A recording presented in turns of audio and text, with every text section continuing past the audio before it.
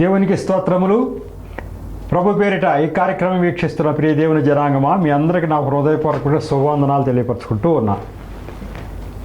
ఈరోజు 152వ ఎపిసోడ్కి వచ్చాం. ఇది నా దర్శనాల సబ్జెక్టు, ఇది ప్రార్థనా టీవీ. ఇదివరకు ఎపిసోడ్లో ఒక దర్శనంతో ముగించాను. ఆ దర్శనం ఏంటి అంటే, ఈ ఒకే కేవలోకి వచ్చినటువంటి దర్శనాలు ఇవన్నీ. ఒకే కేవలోకి వచ్చిన దర్శనాల్లో 15వ దర్శనానికి లింక్ చేస్తూ ఇంకో 2 దర్శనాలు చెప్పేశాను. ఎట్లా 15వ దర్శనం ఒకే కేవలోకి వచ్చింది ఏంటి అంటే, నేను ఒక పాస్టర్ గారిని గద్దించటం. ఆ గద్దించటం అనేది ఏంటి అంటే, ఆత్మల భారం అనుకున్నంతగా లేదని దేవుడు గద్దిస్తూ ఉన్నాడు. ఆ సందర్భంగానే నా నోటి ద్వారా వచ్చిన పదాలు ఎక్కడ మళ్ళీ ఇదివరకే ఎక్కడెక్కడ ఉన్నాయో చూసుకుంటూ వస్తే, మరి అలాగే దేవుడు ఆత్మ నాలో ఉండి ఎలా పనిచేస్తుందో తెలియటానికి, ఎవరో ఒకళ్ళు తప్పు చేస్తే విశ్వాసి నేను సిలువ మీదకి వేలాడుతున్నట్టు, నా కాళ్ళ చేతుల్లో మేకులు కొట్టినట్టు, రక్తం కారుతున్నట్టు వచ్చేసింది. అప్పుడు అర్థమైంది ఏంటి అంటే, దేవుడికి మనం ఎవరైనా తప్పు చేస్తే, అంటే నేనంటే అక్కడ దేవుడు మళ్ళీ ఇంకోసారి సిలువ వేసినట్లు అవుద్దని నేను వాక్యం రెఫరెన్స్లు అవన్నీ కూడా నేను చెప్పాను. అంతేకాకుండా వాక్యం రెఫరెన్స్లు అవే చెప్పడమే కాకోకుండా అట్లాగే నా నోటి ద్వారానే మాటలు వచ్చినటువంటి ఇంకోటి కూడా తీసుకున్నా. భూమి ఆకాశాలు సృష్టించింది నేను, ఎవరి మీద ప్రమాణం చేస్తారు అని అంటున్నా. నేను ఎవరో ప్రమాణం అనుకుంటూ ఉంటే వాళ్ళు నా కళ్ళ ముందు కనిపిస్తారు. అంటే ఆ మాటలు అన్నది ఎవరో దేవుడు అంటున్నాడు. అది మత్తయి సువార్తలో దానికి రెఫరెన్స్లు అవన్నీ చెప్పాను. అంటే దేవుడి ఆత్మ నా మీద ఉండి మాటలు పలికిస్తూ ఉందని ఈ రూఢి అవుతూ ఉంది. దేవుడు ఎవరితోనైనా ఏదైనా మాట్లాడాలంటే తన ప్రవక్తల ద్వారానే మాట్లాడేవాడు. కాబట్టి ఆయన ఈ రకంగా మాట్లాడటం జరిగిందని ఆ రెఫరెన్స్లు కూడా చెప్పేయటం జరిగింది. అది ఈ కోవలోకి వచ్చినటువంటి 15 దర్శనాలు అక్కడితో ముగించాం. మళ్ళీ 16వ దర్శనానికి వస్తున్నాం. ఇట్లాంటి దర్శనాలు దేవుడు ఎప్పటికప్పుడు చూపిస్తూ వస్తున్నారు. ఆ 16వ దర్శనం ఏంటి అంటే, ఈ కోవలో ఒక ప్రవక్త పిలుపు అనే దాని మీదే వస్తున్న దాంట్లో వస్తున్నాయి. అది నా పుస్తకంలో 80వ నంబరు, ఆ పుస్తకంలో సంఖ్య 17/6/2019. అంటే ఇప్పటికి ఎన్ని సంవత్సరాలు అయింది? 4.5 సంవత్సరాలు అయింది. 4 సంవత్సరాలు దాటిపోయింది. అప్పుడు వచ్చినటువంటి దర్శనం ఇది. తెల్లవారుజామున కలలో ఒక దర్శనం ఇలా కనిపించింది. ఇదిగో దేవా నా జీవితం, ఆపాదమస్తకం నీకంకితం అనే పాట మనందరికీ తెలిసిన పాటే. చక్కని పాట అది. మంచి ట్యూన్తో, చక్కని ట్యూన్తో వినపడుతూ ఉంది నాకు. ఇదంతా దర్శనంలో ఆ పాట వినపడుతుంది. నా దగ్గర ఒక చేతి సంచి ఉంది నా దగ్గర. ఆ సంచి పుచ్చుకుని నడుస్తూ ఉన్నా నేను. దానిలో పెద్ద దుప్పటి, రగ్గు లాంటిది ప్రవక్తల పైన వేసుకునేది ఉంది. ఆ చేతి సంచిలో ఏముందంటే పెద్ద దుప్పటి ఉంది. ప్రవక్తలు వేసుకుంటారే రగ్గు, ఆ ప్రవక్తలు వేసుకునే రగ్గు లాంటి దుప్పటి ఆ చేతి సంచిలో ఉంది. ఆ దుప్పటిలోండి ఈ పాట వస్తుంది. నా దగ్గర ఉన్న సంచిలో ఆ దుప్పటి ఉంది, ఆ రగ్గు, దాంట్లోంచి ఈ పాట వస్తుంది. అంటే ఏంటి? ఆ దుప్పటి వేసుకునేది ఎవరు? నేను. ఆ రగ్గు అంటే నాలోంచి ఈ పాట వస్తూ ఉంది. అంటే నాది ఒక ప్రవక్త పిలుపు అంటాకి ఇవన్నీ చెప్తున్నా. ఒక ప్రవక్త వేసుకునేటువంటి ఆ దుప్పటి నా సంచిలో ఉండి, ఆ సంచిలోంచి ఈ పాట వస్తూ ఉంది. ఇక నేనేమనుకుంటున్నా, అదే నాకు ఆధారం అనుకుంటున్నా. ఆ ట్యూన్తో కలిపి నేను కూడా ఆ పాట పాడుకుంటున్నాను. ఆ ట్యూన్తో చక్కగా ఆ పాట వినపడుతుంది ఆ దుప్పట్లోంచి. ఇక అదే పాట నేను కూడా కలిపి పాడుతూ, ఇదే నా జీవితానికి ఆధారం అని అనుకుంటా ఉన్నా. ఇంతలోకి మెలకు వచ్చేసింది. ఇది దర్శనం. ఈ దర్శనం సామాన్యమైన దర్శనం కాదు. ఒక ప్రవక్త ఏ రకంగా అయితే జీవిస్తాడో ఆ రకంగా నేను జీవించాలని, ప్రవక్తకి వేయాల్సిన దుప్పటి నాకు వేశాడనే దేవుడు ఆ యొక్క ప్రవక్త పిలుపుకు అనుగుణంగా నేను ఈ పాట ఎలా అయితే ఉందో ఆ చరణాల ప్రకారం నేను ఉండాలని దేవుడి ఉద్దేశం. మరి అప్పుడు రాసుకున్నట్టు వివరణ, ఈ కళ ద్వారా నన్ను సువార్త ప్రకటించమని, ఆ పాటలో ఉన్న సారాంశంలాగున జీవించమని దేవుడు బోధించినట్లుగా గ్రహించాను. ఆ పాట 3 చరణాలు ఉంటాయి. ఆ 3 చరణాల ప్రకారమే నేను జీవించాలి అని బోధించినట్లు గ్రహించాను. ఆ పాట ఈ క్రింద ఇస్తున్నా. ఈ పాట అంతా నాకు దర్శనంలో వినపడలా.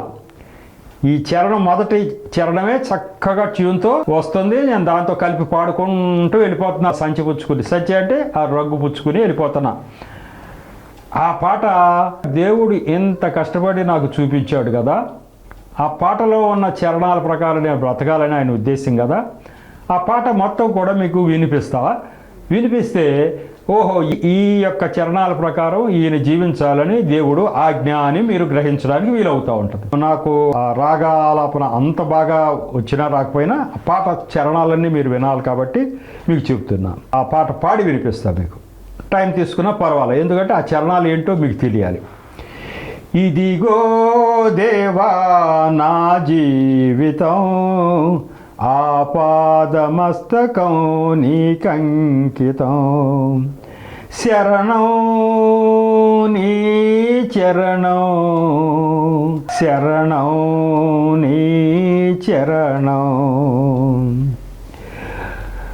పలుమార్లు వైదొలగినాను పరలోక దర్శనము నుండి, విలువైన నీ దివ్య పిలుపుకు నే తగినట్లు జీవించనైతి. అయినా నీ ప్రేమతో నన్ను దరిజేర్చినావు, అందుకే గైకొనుము దేవా ఈ నా శేష జీవితం. ఇదిగో దేవా నా జీవితం, ఆపాదమస్తకం నీకంకితం, శరణం నీ చరణం, శరణం నీ చరణం. నీ పాదముల చెంత చేరి నీ చిత్తంబు నేనెరుగ నేర్పు, నా హృదయ భారంబు నొసగి ప్రార్థించి పనిచేయ నిమ్ము, ఆగిపోక సాగిపోయే ప్రియసుతునిగా పనిచేయ నిమ్ము, ప్రతి చోట నీ సాక్షిగా ప్రభువా నన్నుండ నిమ్ము. ఇదిగో దేవా నా జీవితం, ఆపాదమస్తకం నీకంకితం, శరణం నీ చరణం, శరణం నీ చరణం. విస్తార పంట పొలము నుండి కష్టించి పనిచేయ నేర్పు, కన్నీటితో విత్తు మనసు కలకాలం మరి నాకు నొసగు, క్షేమకాలమైనా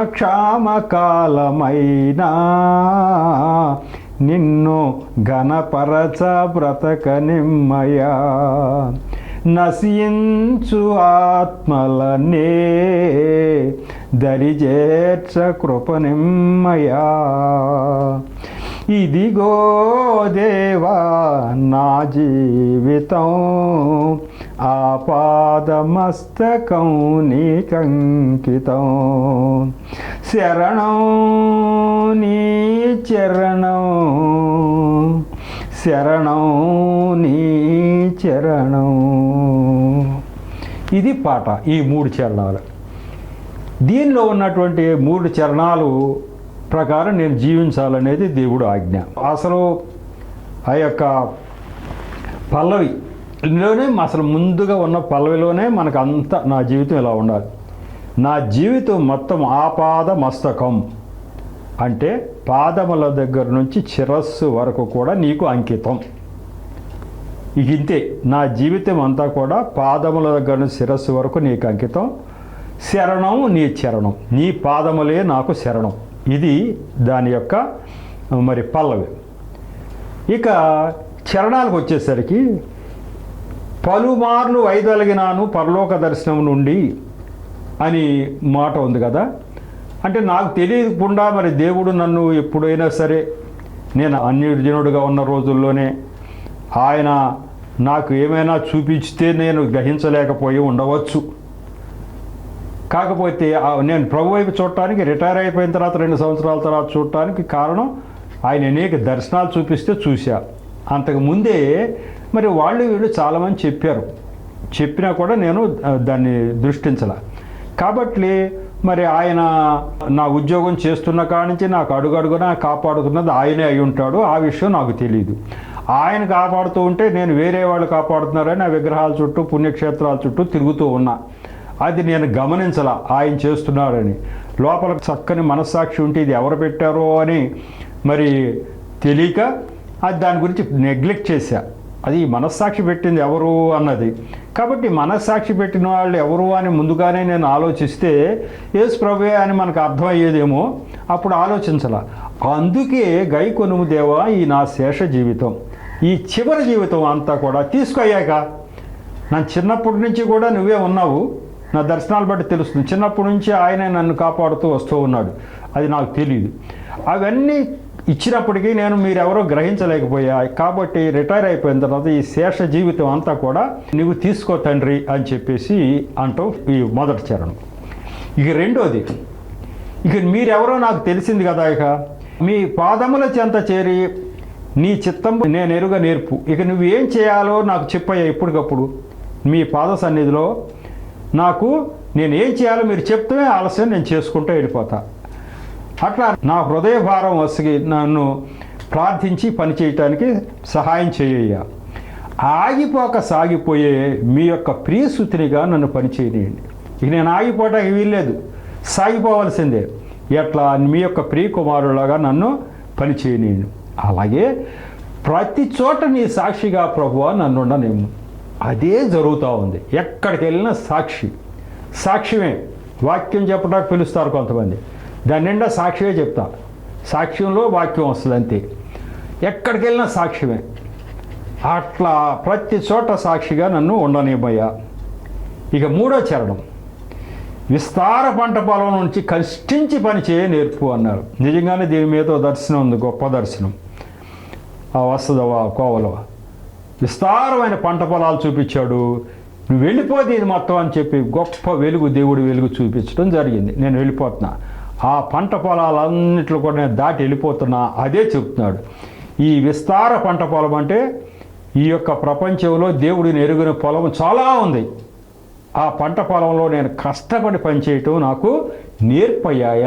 ఎలా నేను కష్టపడాలి. కన్నీటితో విత్తే మనస్సు కలకాలం నాకు వసగు అని ఉంది.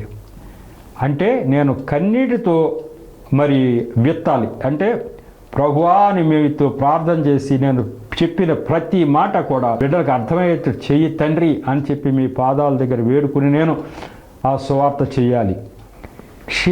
క్షామ కాలమైన నిన్ను ఘనపరచ బ్రతకనిమ్మయ్యా. క్షేమమైన క్షామమైన సుఖాలు వస్తాయి, అలాగే కష్టాలు కూడా వస్తాయి. సుఖం వచ్చినప్పుడు సువార్త ప్రకటించి, కష్టం వచ్చినప్పుడు మానేయటం కాదు. సుఖమైన కష్టమైన మిమ్మల్ని నేను ఘనపరిచి బ్రతికేటట్టుగా చెయ్యయ్యా. నశించు ఆత్మలనే దరిచేర్చ కృపనిమ్మయ్యా.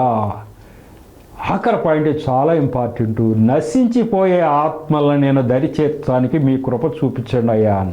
దేవుడు నన్ను పిలిచిన పిలుపు కూడా అది. నశించిపోతున్న ఆత్మలని నీవు బయటికి తీసుకురావాలి. ఎవరి నశించిపోతున్న ఆత్మలు అని అంటే, నశించిపోయే ఆత్మలు నాకు అప్పచెప్పిన పని ఏంటి అంటే, ఈ యొక్క యేసు ప్రభు మార్గములో లేని వారు, ఉన్నత స్థితిలో ఉన్నవారందరికీ నేను ఎలాగో అలా వారికి దేవుడిని వారి దగ్గరకు నేను తీసుకువెళ్ళాలని అనేక దర్శనాలు ఉన్నాయి. ఆ దర్శనాలన్నీ వస్తాయి. ఇప్పుడు ఉన్నత స్థితిలో అన్నీ ఉండి ఈ లోకంలో ఒక్క దేవుడు మాత్రమే వాళ్ళు అంగీకరించకుండా ఉన్న వాళ్ళు ఉన్నారే, వాళ్ళని మీ యొక్క మార్గంలోకి నడిపించడానికి నాకు సహాయం చేయమని చెప్పి ఈ యొక్క పాట. కాబట్టి ఎప్పుడు చూపించారు? ఇది 4 సంవత్సరాల పైచీలకు అయిపోయింది చూపించి. అప్పుడు చూపించినటువంటి దర్శనం అది. అప్పటికే నేను సువార్త ప్రకటిస్తున్నా. అయితే ఇదే అబ్బాయి నీ పని, నువ్వు ఎంతసేపు కూడా చెప్పినాడు. అందుకే నాకు చెప్పినాడుకే చెప్పడం అనేది కాదు నా యొక్క పిలుపు. ఇతరులకు వెళ్ళాలి. చెప్పిన వాళ్ళకే చెప్పడం. చాలామంది చర్చిల్లో మీరు పాస్టర్గా ఉండండి అనేవాళ్ళు. నా స్నేహితుడు ఒక ఆయన ఉన్నారు. ఆయన ప్రభువును నమ్మిన ఆయన. మొదటి నుంచి మేము నమ్మలేదు. తర్వాత నేను ప్రభువుని అంగీకరించారని తెలిసి నా దగ్గరికి వచ్చాడు ఒక ఆయన. ఆయన కూడా ఆర్టీసీలో చేసి రిటైర్ అయిపోయిన ఆయన వాళ్ళ ఊర్లో ఒక చర్చి కట్టాలని, ఆ చర్చిలో ఒక పాస్టర్ని పెట్టాలని అనుకుంటా ఉన్నాడట. ఆయన అన్నాడు, రాజారావు గారు, మరి నేనైతే అక్కడక్కడ ట్రాన్స్ఫర్ నిమిత్తం అక్కడక్కడ ఎక్కువ విజయవాడలో ఉండేవాడు. ఊరైతే మరి ఇక్కడ పామరు దగ్గర ఉంది, కురుమద్దాలని ఒక ఊరు. వాళ్ళ నేటివ్ ప్లేస్లో వాళ్ళకి స్థలాలు ఉన్నాయి. అక్కడ మా నేటివ్ ప్లేస్లో ఒక చర్చి కట్టాలని, ఒక పాస్టర్ని నియమించాలని ఎప్పటి నుంచో అనుకుంటున్నా. నేనేం చేశానంటే, నేను దేవుడికి ఇవ్వాల్సిన దశం భాగాలన్నీ ఒక చోట కూడబెట్టి ఉంచా. ఎందుచేత అంటే ఇది సద్వినియోగం కావాలి. ఈ డబ్బంతా ఆయన రిటైర్డ్ జీవితం, ఈ సద్వినియోగం కావాలి. మా ఊరిలో చర్చి కట్టాలని ఏ పాస్టర్ని పెట్టాలి, స్వలాభం ఆలోచించకుండా దేవుడి గురించి కష్టపడి పనిచేసే పాస్టర్ గారు కావాలి. అటువంటి వాళ్ళ గురించి వల వేసి వెతుకుతున్నా, దొరకట్లా నాకు. కష్టపడి ఆత్మీయంగా బాగా ఉన్నతంగా ఉన్న మనుషులు దొరకటల్లా. అట్లాంటి వాళ్ళు దొరకట్లేదు. నా యొక్క సాక్ష్యం చదివాడు అని చెప్పి నన్ను వాళ్ళ ఊరికి ఆహ్వానించాడు. అయ్యా, మీరు ఒక్కరోజు వస్తే మా స్థలము మా ఇవన్నీ చూపిస్తా అన్నాడు.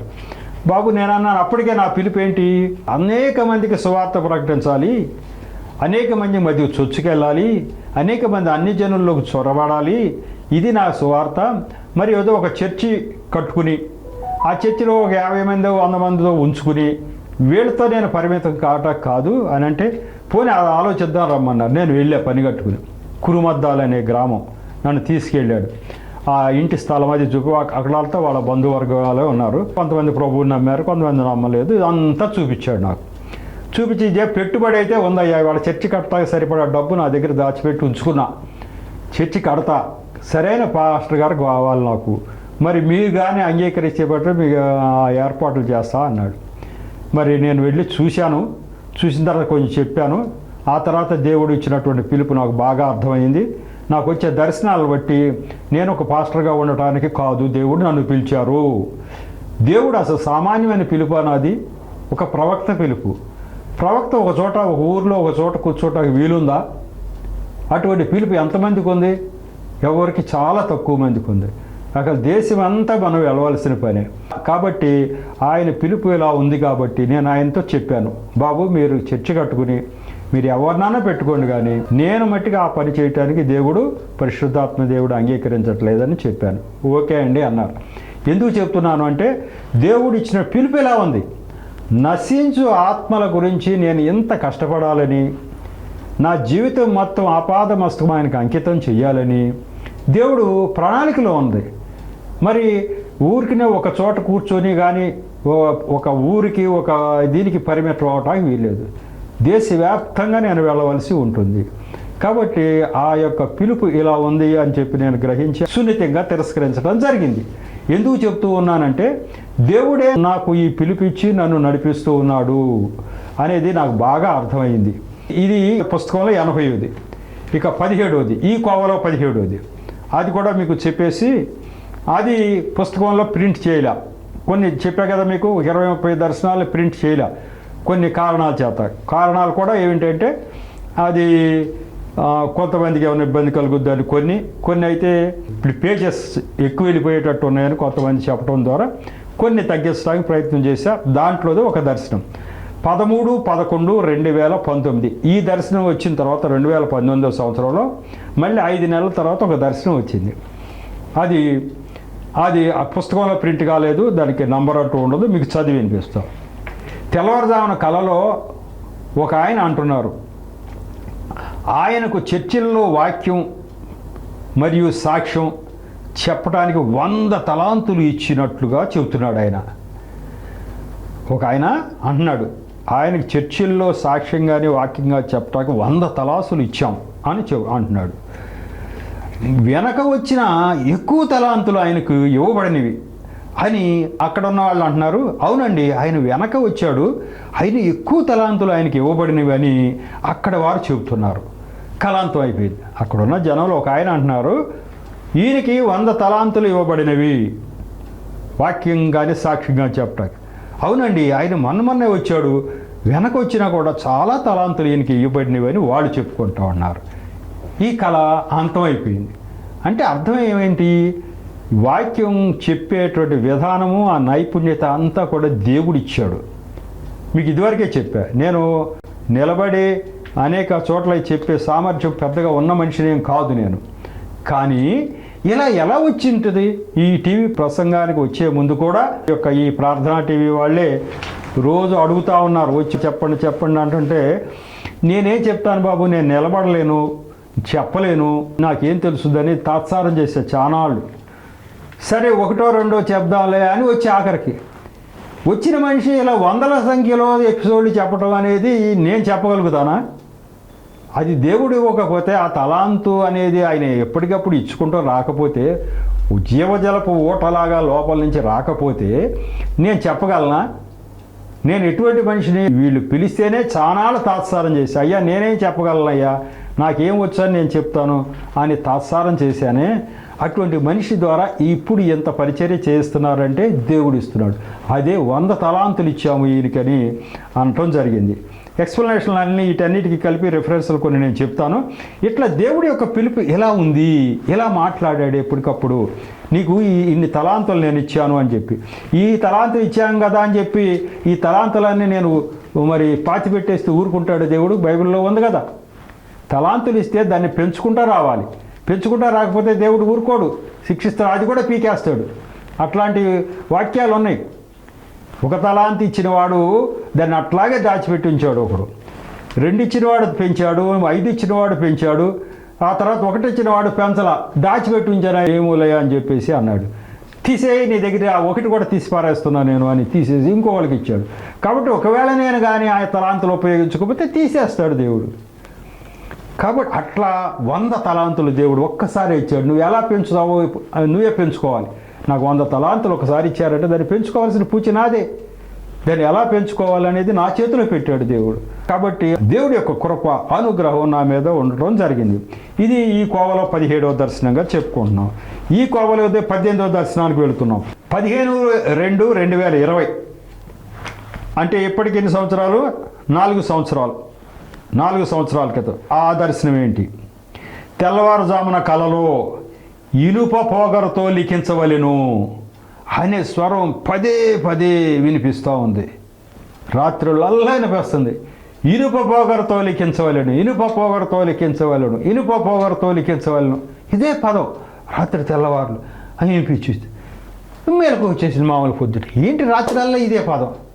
ఏంటి ఇనుప పోగరతో లిఖించడం ఏంటి అంటే ఇనుప పోగరతో లిఖించడం అంటే మీకు తెలుసు కదా, పోగరతో అంటే చెక్కాలి. వాళ్ళని మనం ఎట్లా చెక్కుతామో అట్లా చెక్కాలి.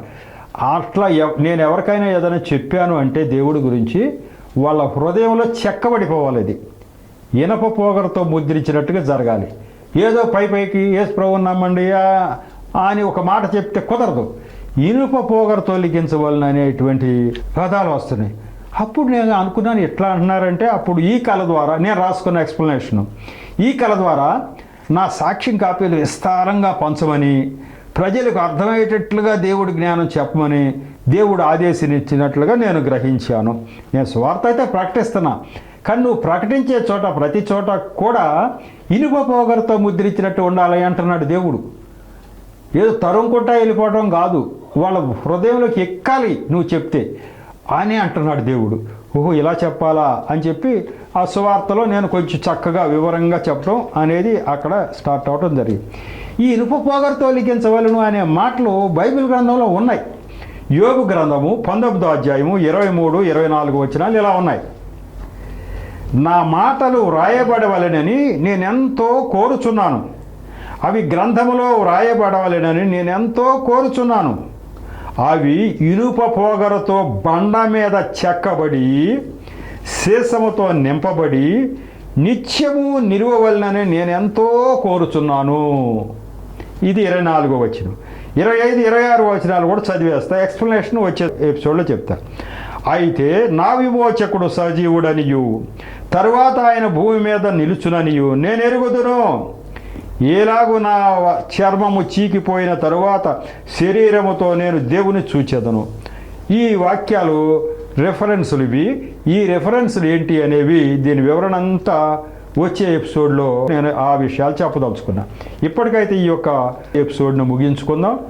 ఈ యొక్క మాటల్ని, సాక్ష్యాన్ని దేవుడు దీవించునుగాక. చిన్న ప్రార్థన చేసి ముగిస్తాం. కృపగల దేవా, మహాపరిశుద్ధుడా, ప్రేమగల తండ్రి, ప్రభువా మీకు వందనాలు స్తోత్రాలు చెల్లించుకుంటున్నాను తండ్రి. ఈరోజు ఈ 151వ ఎపిసోడ్ను కూడా తగిన నడిపింపు మీరు దయచేశారు. మీరు నన్ను మరుగుపరిచి మీరే మాట్లాడారు. అలాగే బిడ్డల హృదయాలు తెరిచి విషయాన్ని గ్రహించే శక్తిని దయచేశారు.